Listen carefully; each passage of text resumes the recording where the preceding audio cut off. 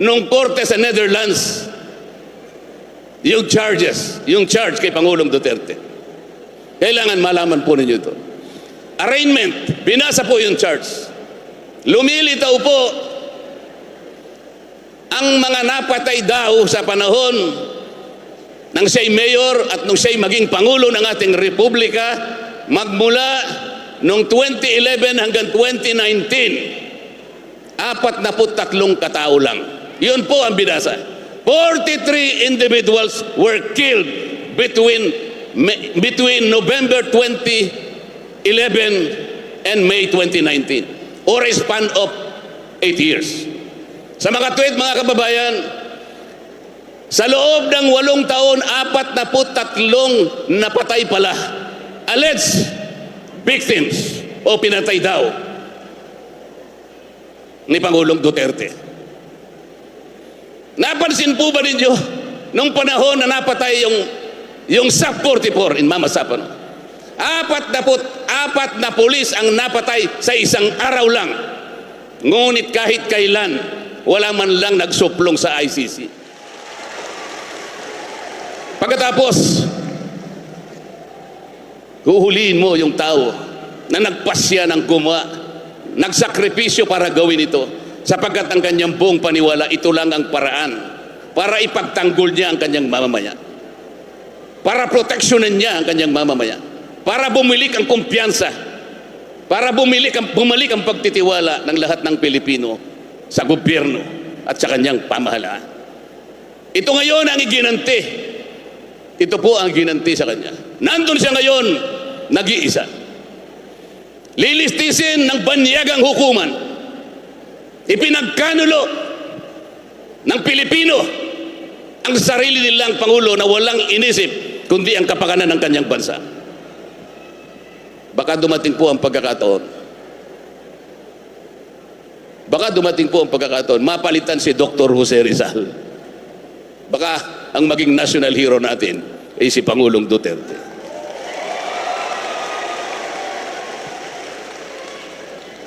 Ano po ang gagawin natin? Nasa ating kamay kung paano po natin mapaglalabanan ang napakalaking hamon na hinaharap ng ating bansa. Maraming salamat po, Governor Nina Richie Henares.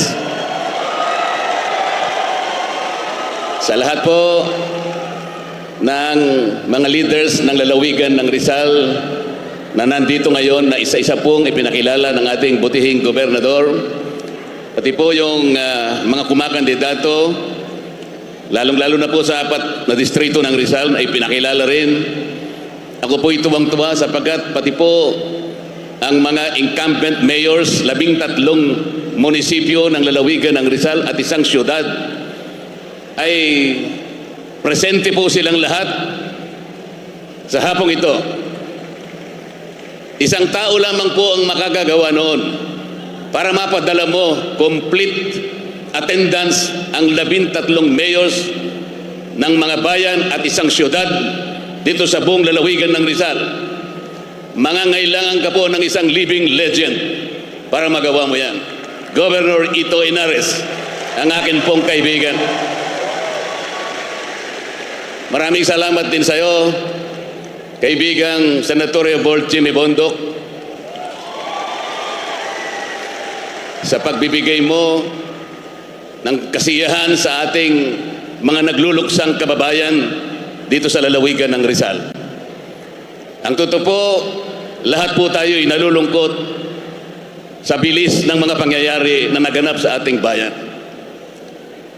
Bigla na lang pong hinuli ang ating dating Pangulo at ang kanyang pagkakahuli hanggang ngayon ay hindi po maliwanag at hindi po ipinapaliwanag ng pamahalaan. Ang sabi po nila ay nag-issue ng warrant of arrest ang ICC. Ito po yung International Criminal Court.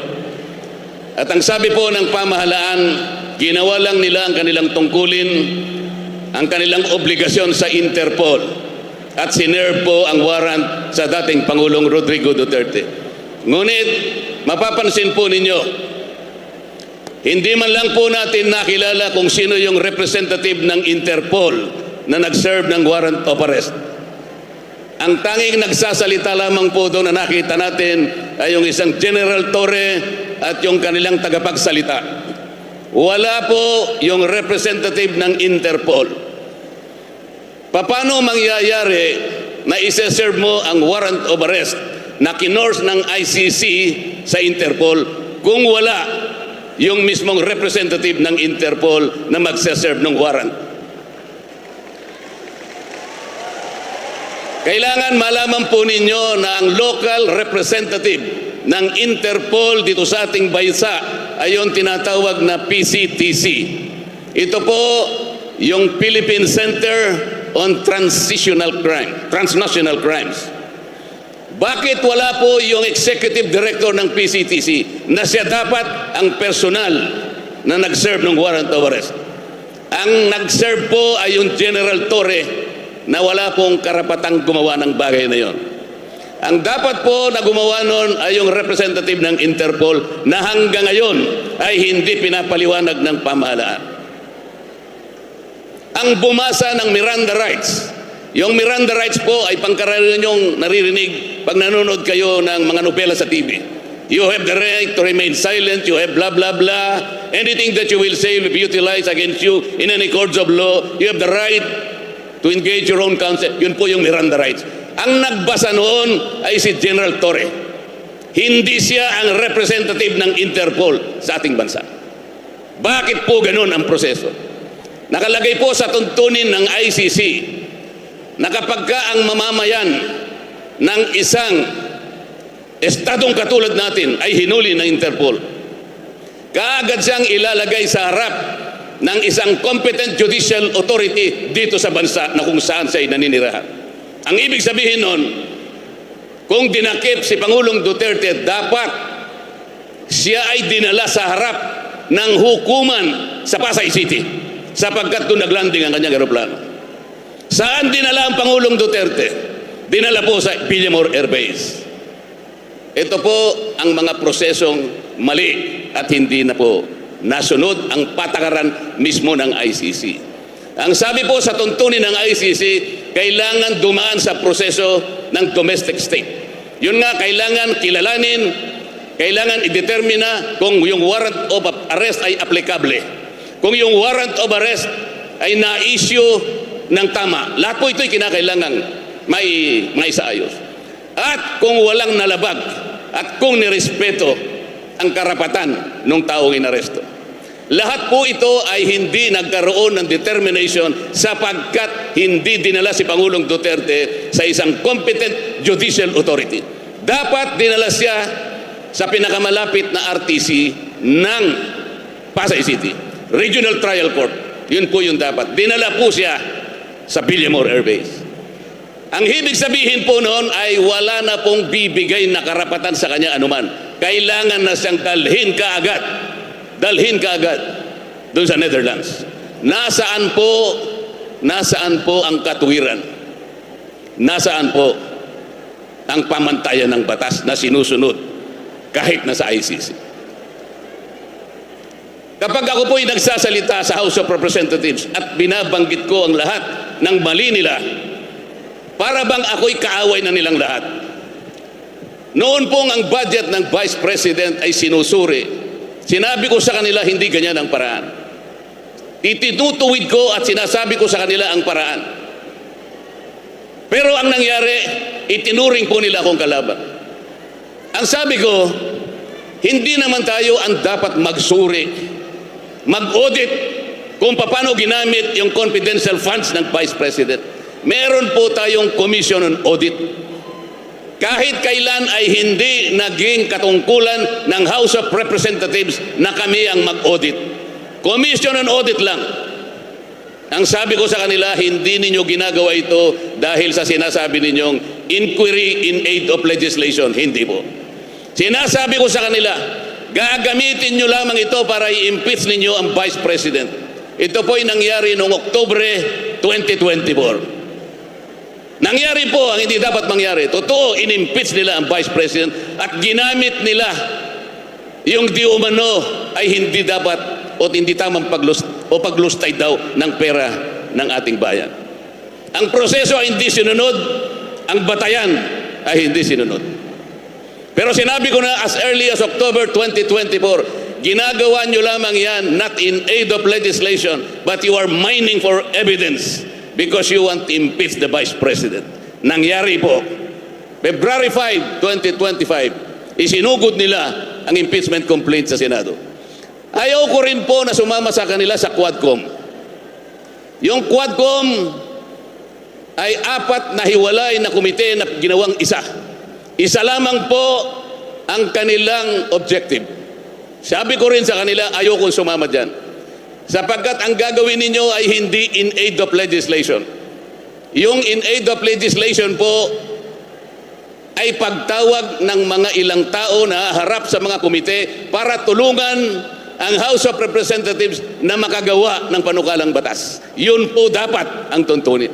Tatawagin mo sila, haharap sila sa inyo para tulungan kayo na gumawa ng panukalang batas. Nakita ninyo kung paano ang ginawa nila. Hindi po ganun ang ginawa nila.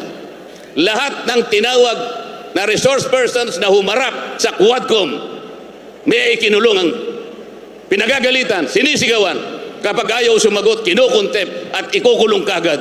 Ngayon lamang po nangyari ito sa kasaysayan ng House of Representatives. Ang sabi ko sa kanila, November, December 2024, ang gagawin ninyo ay magkukunwari kayo na piskal, magkukunwari kayo na korte. Kukuha kayo ng ebidensya para ipakulong ninyo ang Pangulong Duterte. You will persecute and prosecute the former President of the Republic. Nagalit po silang lahat sa akin. Pero nangyari po, ito na po, nahuli nila, they abducted the former president. Ang ating Pangulo po ngayon ay nandun na sa Netherlands. Isang napakalangkot na tagpo ng ating republika ang nangyari. Alam po ba ninyo ng ICC, nag-issue din ng warrant of arrest sa presidente ng Russia, Vladimir Putin, sapagkat sa nangyayaring labanan sa pagitan ng kanilang bansa at sa bansang Ukraine. Pero walang isa mang Ruso, walang isa mang mamamayan ng Russia ang nagtaguyod o nag-serve ng warrant kay President Vladimir Putin. Meron din pong inisyu na warrant of arrest ang ICC sa presidente ng Israel, Benjamin Netanyahu, dahil sa kanilang tigmaan dyan sa panig ng Palestina. Meron po ba na isang mang Israelite o mamamayan ng Israel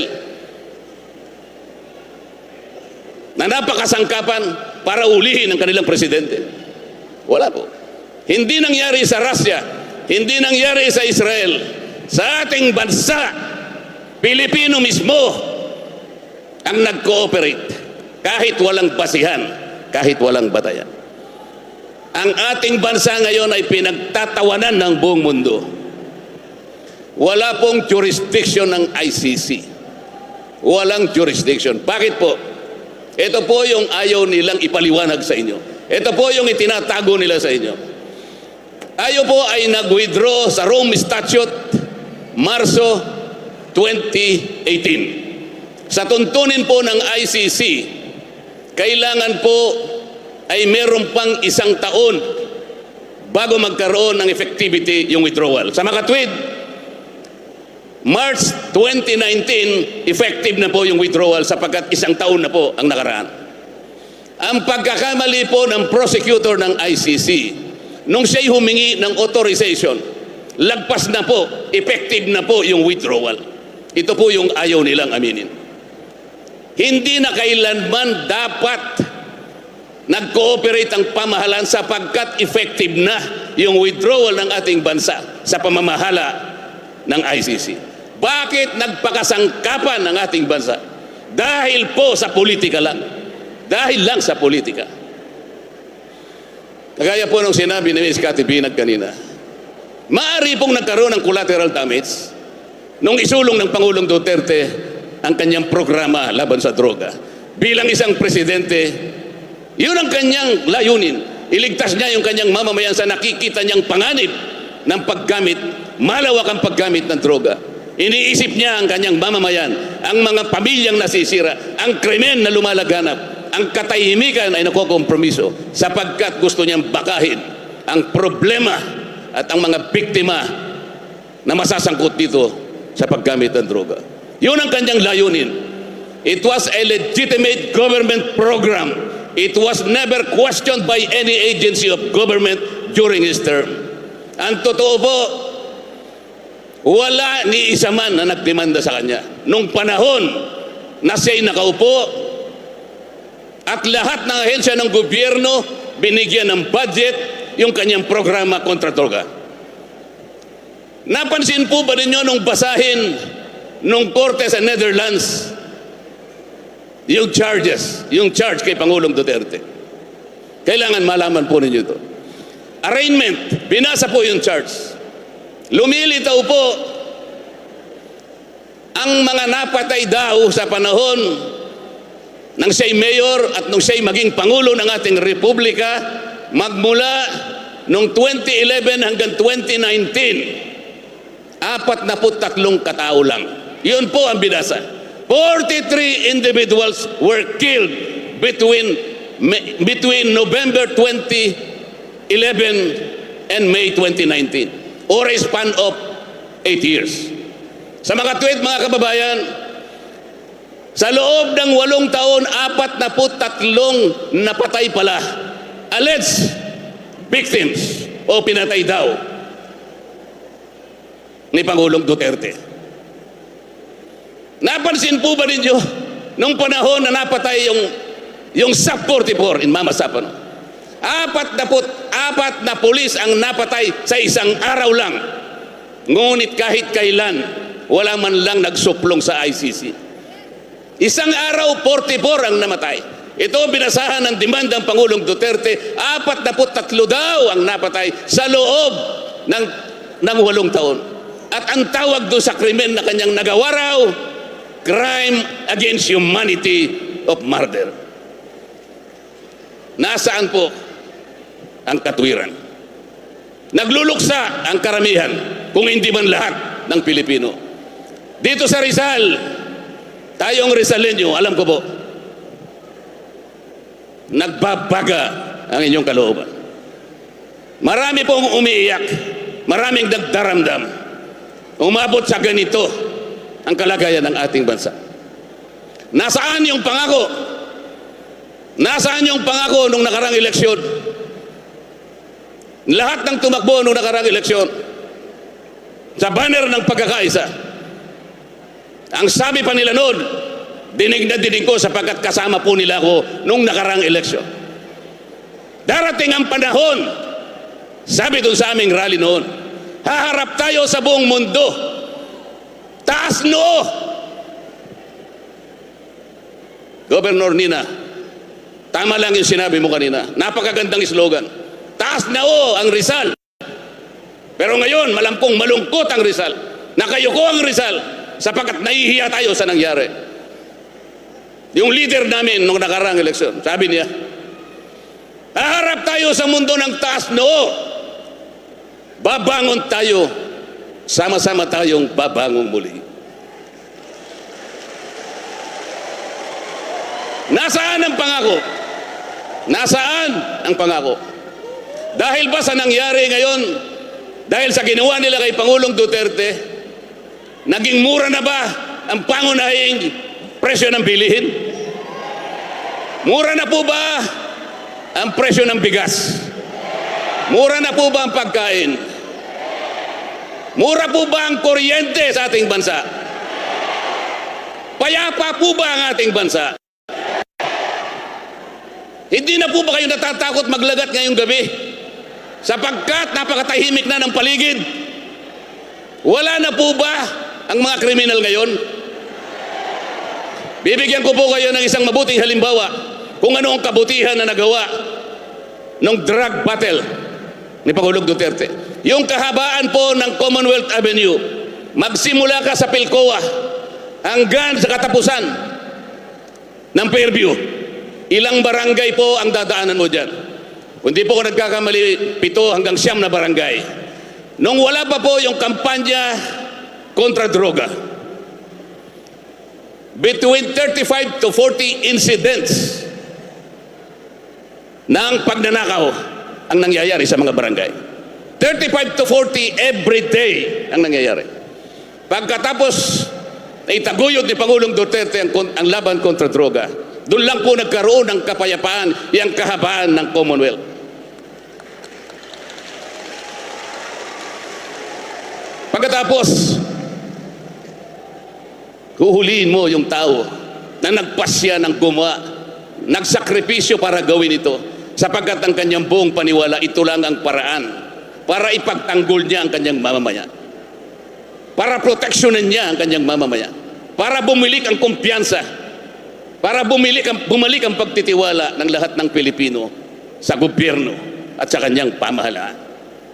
Ito ngayon ang iginanti. Ito po ang ginanti sa kanya. Nandun siya ngayon, nag-iisa. Lilistisin ng banyagang hukuman, ipinagkanulo ng Pilipino ang sarili nilang Pangulo na walang inisip kundi ang kapakanan ng kanyang bansa. Baka dumating po ang pagkakataon. Mapalitan si Dr. Jose Rizal. Baka ang maging national hero natin ay si Pangulong Duterte.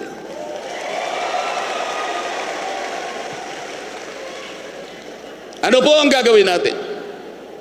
Nasa ating kamay kung paano po natin mapaglalabanan ang napakalaking hamon na hinaharap ng ating bansa. 2 buwan mahigit po ang nakararaan. Isang bahagi ng ating sambayanan ang nagpunta sa Rizal Park para mag-stage ng isang peaceful rally. Sapagkat 2 buwan nang nakararaan, napansin po nila ang pangangailangan sa pagkakaisa at kapayapaan. Nanawagan po yung grupo ng ating mamayan na yun. Ang estimate po nila ay about 2 million sa Luneta lang. Another 2 million sa iba't ibang panig ng ating bansa. 4 na milyon tao sa isang araw ang nagrally para sa isa tinig lamang ang pangangailangan ng pagkakaisa at kapayapaan sa ating bansa. Vox Populi, Vox Dei. Ang tinig ng mamamayan ay tinig ng Diyos. Pero isang tao lang na nanggagaling sa Tacloban ang sumira at hindi nakinig sa tawag ng taong bayan.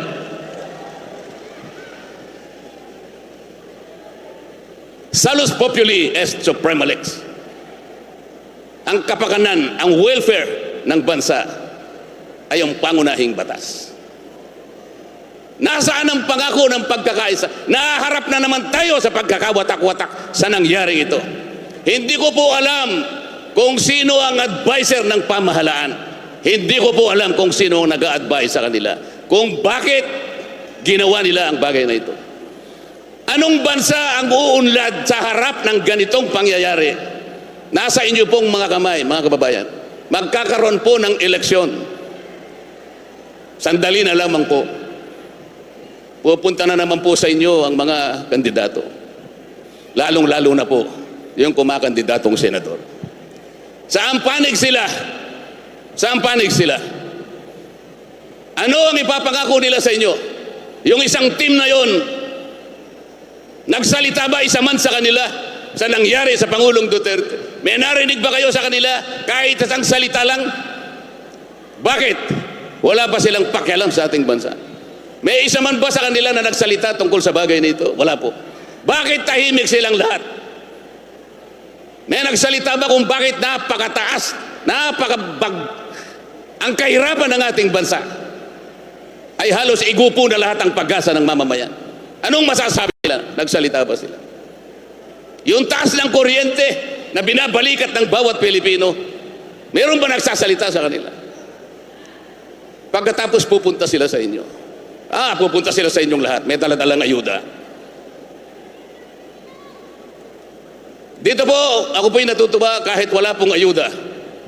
Napakarami po ng tao na dumalo. Sila po, hindi makakagawa ng ganito. Wala silang malilikom na ganito karaming mamamayan kapag hindi sila nagbigay ng ayuda. Ayuda lang kaya sila nakakakuha ng mga taong kunwari ay makikinig sa kanila.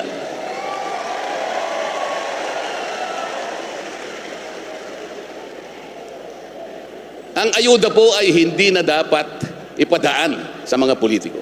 Totoo lang po. May ahensya po tayo ng pamahalaan. Ang ginagamit po nila ngayon para lamang, baka malinlang nila kayo, baka mailigaw nila kayo. Nasa silaw ng konting salapi na ibibigay, may pagkamali ninyo na yun na yung serbisyo na ibibigay nila sa inyo sa loob ng 6 na taon. Kahit na 10,000 pa ang ibigay sa bawat botante, kung sila'y uupo ng 6 na taon, ang katapat ng 10,000 na yon ay 5 piso sa isang araw. Yun po ba ang inahangad ninyo sa kanila? Yun ba ang inaasahan nyo sa kanila? Yun na lamang ba ang ibabayad nila sa inyo sa kanilang pagpunta sa inyo at paghingi ng pagtitiwala sa inyo na ibalik ninyo silang muli sa Senado? Nasa inyo pong mga kamay ang kapangyarihan. Nasa inyo pong mga kamay. Naharap po ang ating bansa sa krus na daan ng ating politika. Kailangan wag po tayong magkamali. Magpakaingat tayo. Sabi ng aking kaibigan, Senatoriable Jimmy Bondoc, vote wisely. Tama naman po yun.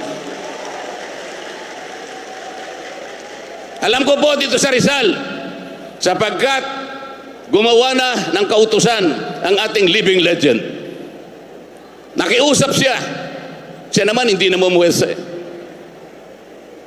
Siya naman bubulong lang Minsan ngingiti lang Alam na nila kung anong gusto niya. Ang sinabi niya, lahat po ng mga mayors ng Rizal susuportahan si Dante Marcoleta.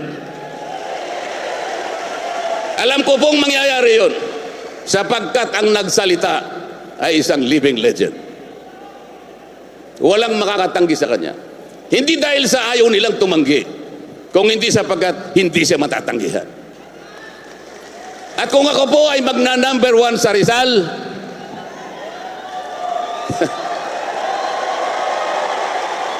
gawin niyo pong number 11 si Jimmy Bondoc. Mga kababayan, wala po kaming maibabayad sa inyo sa pagdalo ninyo rito. Sapat na po yung nakita ko po, malinis po ang inyong kalooban na pagtutulong-tulungan po nating ayusin ang maraming kamalian ng ating bansa. Hindi pa po huli ang lahat. Ang Pilipinas po, ang mamamayang Pilipino po ay patuloy na nananalig sa Diyos.